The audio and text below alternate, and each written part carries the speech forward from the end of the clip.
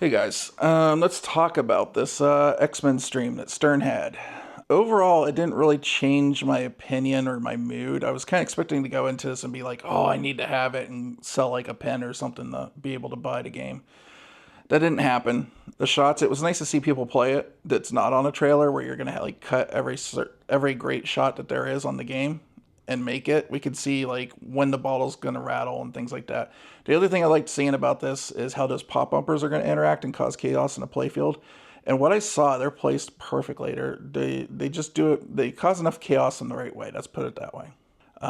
The other thing was the Magneto magnet. It didn't seem like it turned on very much. Could just been me. Maybe it just ball wasn't running over it when it was active. But I the few times it turned on, it was cool to see that kind of like randomness of what it was going to do. I think one of the times it turned on, it actually did kind of throw it like into the danger room, if I remember right.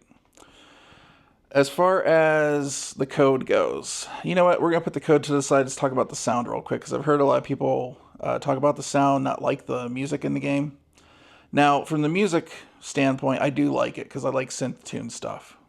I heard some people call it elevator music. I don't think it's elevator music at all.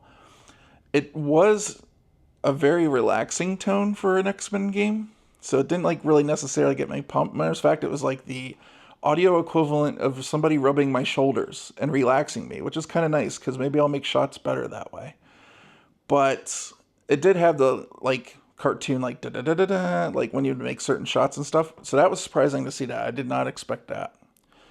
And I did like a lot of mode music except for Juggernaut. Juggernaut's like the one music track in that game that I didn't like really enjoy much. It was kind of like grating sounding. I don't know why, I just didn't do it for me.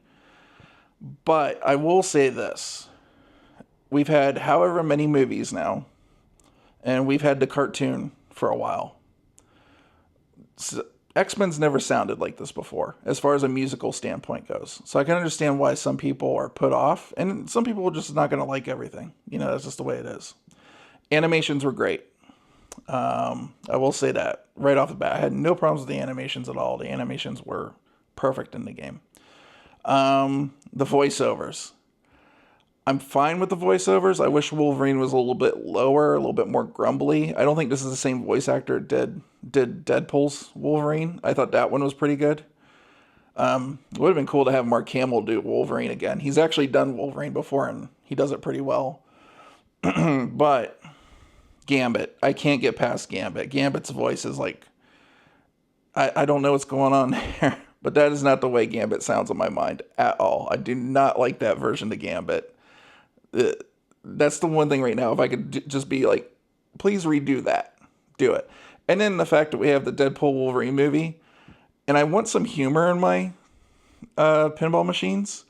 And the fact that I didn't hear Gambit one time say, I'm going to make a name for myself.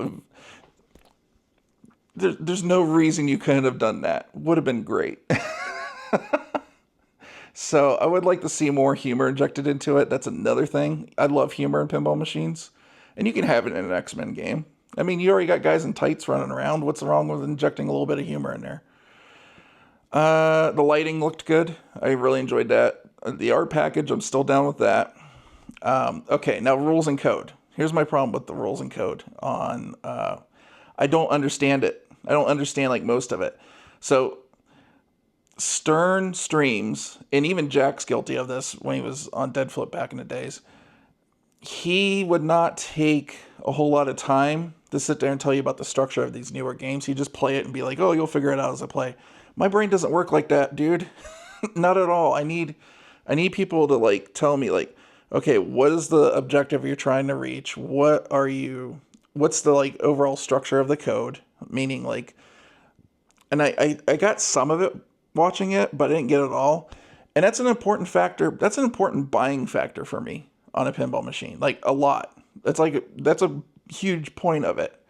I don't just play a pinball machine that shoots shots. This isn't the 1980s where, you can just shoot like the rollovers and probably get bonus multiplier in like most of the games you're going to play or something like that. With the price of pinball, the justification for the price going up has been these games have got more complex in the code set, and it's made them a lot more interesting. But you need to explain something about the code. And my analogy to this is, it's like a board game, okay? If you open a board game and then somebody's like, here, let me explain the rules to you. And you're like, I'll figure it out as we play. I just like watching the pieces move around anyways. That's not fun. That's not how that works. So I need to have an overview of what you're doing in the game, what the inserts, there's inserts on the table. No clue what they did. No clue why the pop bumper had inserts that turned on while you were hitting it. Had no clue why any of that was going on. There's people talking over and trying to explain things, but like people were also sometimes talking over that. I couldn't hear. Or maybe like the game was making noise. That's why you need to take a moment before you start the game and kind of walk through the rules. That's something that has to change, especially for Stern streams. I cannot stand that about them. As far as the modes go, and the best as I could tell, there wasn't anything wholly unique that I was seeing going on with the actual modes themselves. I could be wrong because nobody was really telling me why the blue shots and the red shots mattered. Nobody explained that at all. As far as the time jumping, going forward and back, it seemed like when you would time jump to the future, and whatever you were doing in the future meant that when you would go back, it would like change the music in the game. And it would also change the missions. So it seems like whatever you're doing in the future caused the past missions to change for some reason. Is the best I got clarity on that. As far as I could tell, I don't know. The Sentinel head, that seemed like a pretty easy multi-ball. You hit his head, he comes up a couple times. And then it seems like there's like an integrity. So you have to hit his head so many times. And then once you drop the integrity down to 0, so it's sort of like the raptor pit on like Jurassic Park. Then his mouth opens and he hit that and it starts a multi-ball. As far as like a lot of the other things, like Danger Room, supposedly there's some kind of like value that builds up in the Danger Room. I didn't really understand what was going on there. I didn't understand like a lot of it. And then there's a target like right underneath where the mini flipper on the Danger Room is. And I didn't understand why that target's there. I asked 3 times in chat why that target's there, because it seems like it would be really hard to hit. Is it like a death save target or something? No answers whatsoever.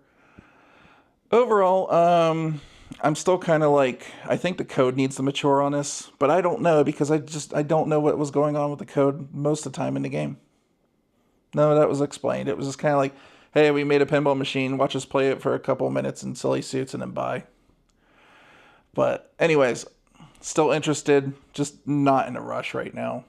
I figure by the time we actually like get a full fleshed out code, there might be some of them on the used market and I could just grab the used one up a lot cheaper. So anyways, what are your guys' thoughts? Let me know in the comments down below. Congratulations to all the guys at Stern for knocking out a pretty good one, and from what I understand, this sold fairly well, so congrats on that, and I'll see you guys in the next video. Actually, probably next one's going to be Friday, but if you want to join live at 8 p.m. Pacific Standard Time on Cascade Pinball on Twitch, we're going to have a discussion about FOMO and pinball and a couple other things too, because we'll have the avatar pin kind of shown a little bit, and so it'll be nice to have like a couple things. We'll probably even talk about this on there. So guys, hopefully you can join us for like an hour discussion, and I will see you later.